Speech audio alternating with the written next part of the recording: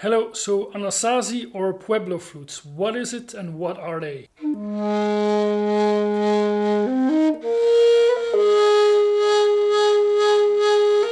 So in the 1930s they found some artifacts and flutes in a huge cave in the Prairie Rock Valley in Arizona.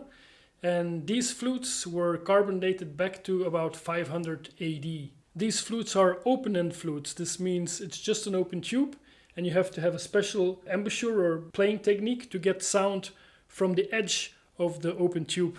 And this is a picture of the Arizona State Museum. And here you can clearly see the open end where your mouth would be, and then just the open tube of a box elder. They found more than one, and here you can see two laying side by side. So I used these pictures to get some idea of the measurements of the instruments and also where the hole placements would be and the diameter of the bore. Of course, wood will shrink after such a long period of time, so it's very hard to estimate or to get an idea what the actual bore size was, but I ended up making two of these prototypes or replicas, and one still has the markings of me looking for the actual scale, because all I had were the pictures. So I made these markings and I started to drill holes and play the actual tube until I found some scale that more or less made sense. As a playing technique, I think these were played with an open-end oblique embouchure, like this, or they were played with an interdental technique.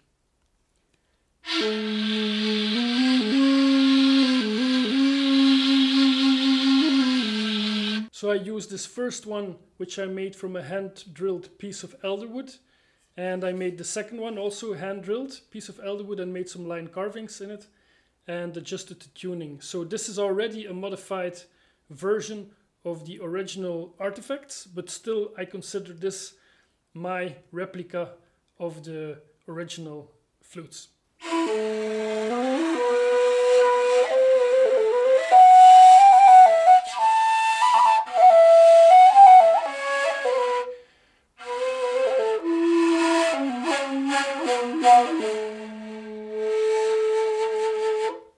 So because of the difficult to learn embouchure and because of the wide hole spacing, I decided to make my own modified version in which I replaced this open-end oblique embouchure with a fipple, but with a fipple that has a buzzy, warm sound similar to how it would sound if you would play with an oblique embouchure or with the interdental technique. And I replaced the top hole, which is here, which is a big stretch, by a thumb hole. So this is such a modified version in lathe turned pearwood with a fipple, as you can see in the backside.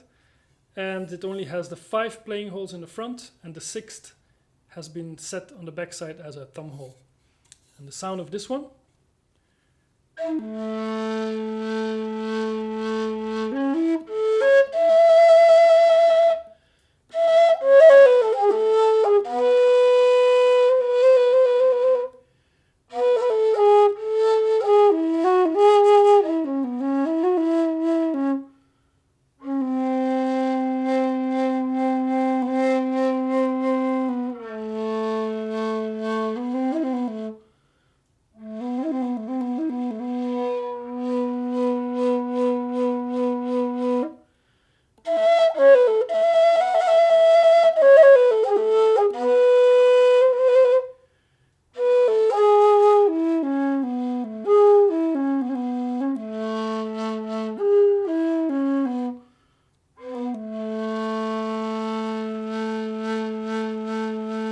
So as you can hear, it has a very warm buzzy sound which is created by the special fipple, and this fipple enables for a 2-octave reach.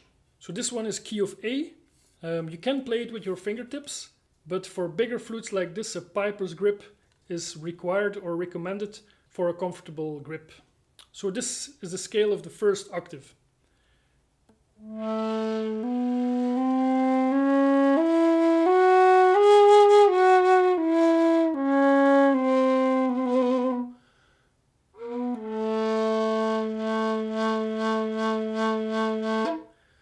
And then for the second octave you can just overblow the same holes, but because of the big jump between these two, the second octave will sound a bit flat, but it's still doable.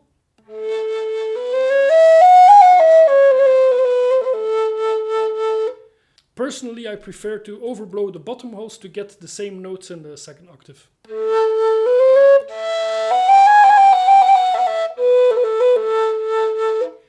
Hi, so this is me from the future with a smaller flute. So I was talking about the bigger ones in A, where you need the piper's grip to close the bottom holes. A smaller one like this in key of B, you can play with your fingertips. So this is a hand-drilled flute in key of B in Hawthorne. So I think the comfort limit for most people to play with the fingertips is key of A sharp, so a half tone lower than this, but playing with your fingertips should be possible on key of B for everyone. So the sound of this one.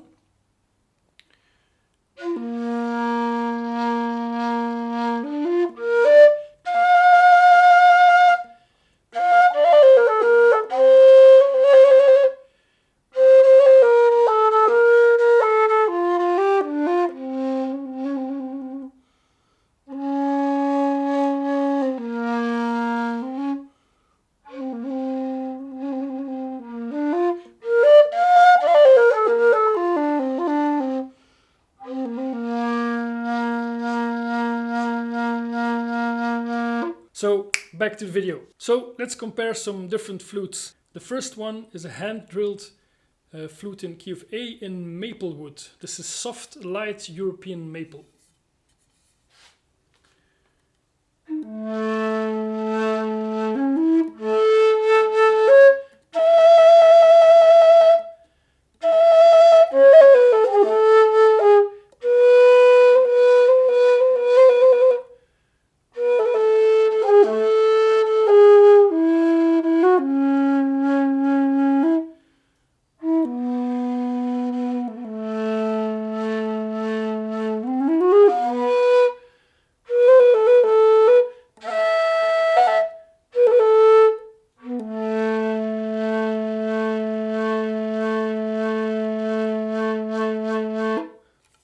The second one is key of A, hand-drilled piece of ashen wood. So this is a trunk of a small tree again. Sound of this one.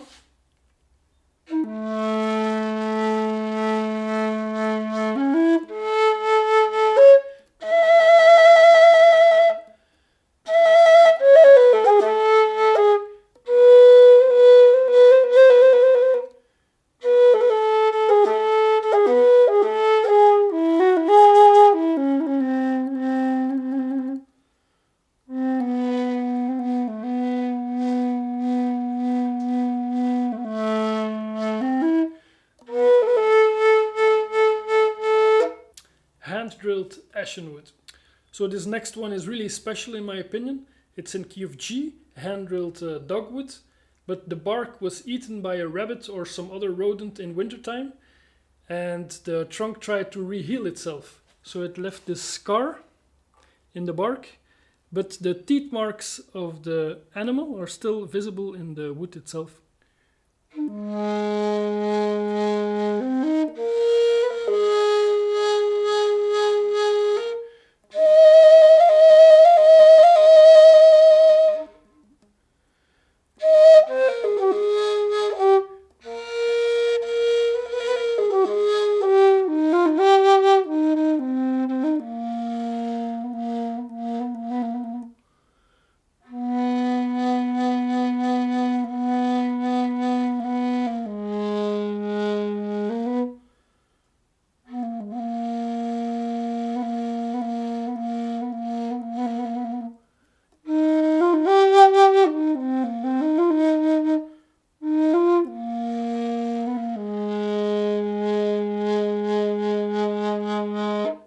So this next one is key of low G. So this is hand-drilled piece of elderwood.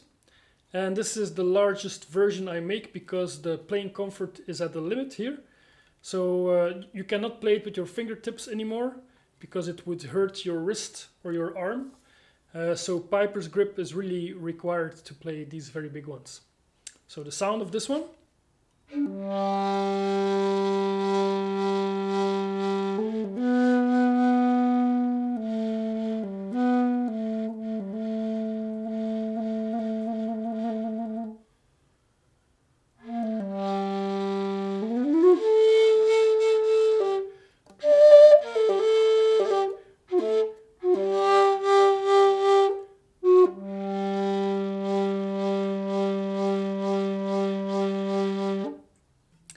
key of G in elderberry wood. And this last one is also in dogwood, but it has some moss details on the root end of this trunk. So if you look closely, you can see some moss which I preserved and which is dried to the wood. So this is something new I'm experimenting with, and I really like this very small, delicate, natural details on these sculptures or instruments. And I think I also like it because it reminds me of the limited time we have here to do our best. So the sound of this one.